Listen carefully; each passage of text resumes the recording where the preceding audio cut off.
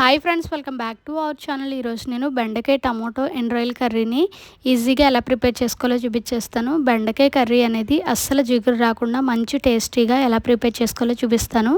First end రాయిల్ తీసుకొని వాటికి తల తోక అన్నీ తీసేసి శుభ్రంగా క్లీన్ చేసుకొని ఒక 2-3 సార్లు క్లీన్ చేసేసుకున్నాక కొన్ని వాటర్ పోసుకొని అయితే పక్కన పెట్టేసుకోవాలి.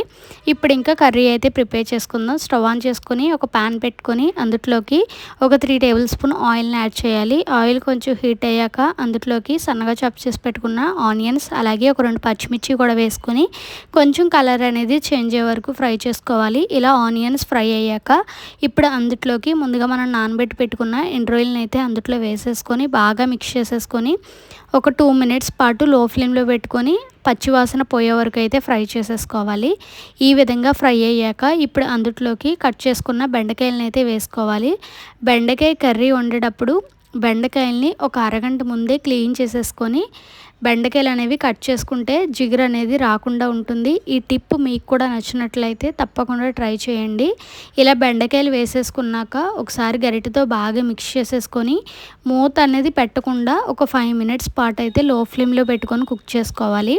ఒక 5 మినిట్స్ తర్వాత అందులోకి ఒక 2 మీడియం సైజ్ టమోటోస్ కూడా కట్ చేసేసుకొని వేసేసుకొని ఒకసారి గరిటెతో బాగా మిక్స్ చేసేసుకొని ఇంకొక 2 మినిట్స్ పాటు అయితే ఫ్రై చేసుకోవాలి. ఒక 2 మినిట్స్కి చూస్తే బెండకాయలు అలాగే టమాటోలు కూడా కొంచెం సాఫ్ట్ అవుతాయి. ఇప్పుడు అందులోకి రుచికి సరిపడినంత సాల్ట్ అలాగే చిటికెడు పసుపు యాడ్ చేసుకొని ఒకసారి గరిటెతో బాగా మిక్స్ చేసేసుకొని ఇప్పుడు మూత అనేది పెట్టుకొని ఒక 5 మినిట్స్ పాటు లో ఫ్లేమ్లోనే కుక్ చేసుకోవాలి.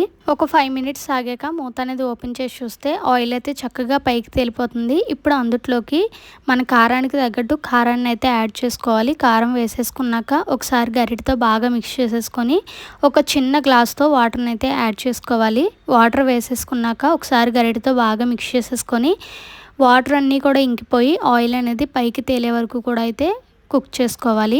ఇంకా 5 మినిట్స్ తర్వాత మూత అనేది ఓపెన్ చేసి చూస్తే అందులో ఉన్న వాటర్ అన్నీ కూడా ఇంకిపోయి ఆయిల్ అయితే ఈ విధంగా పైకి తేలిపోతుంది.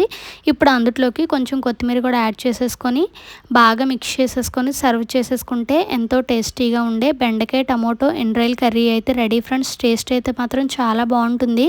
మీకు కూడా నచ్చినట్లయితే తప్పకుండా ఒకసారి నేను చూపించినట్టు ట్రై చేయండి. ట్రై చేసి ఎలా వచ్చింది ఏంటి అనేది నాకు కింద కామెంట్ సెక్షన్లో కామెంట్ చేసేయండి. Okay, bye friends.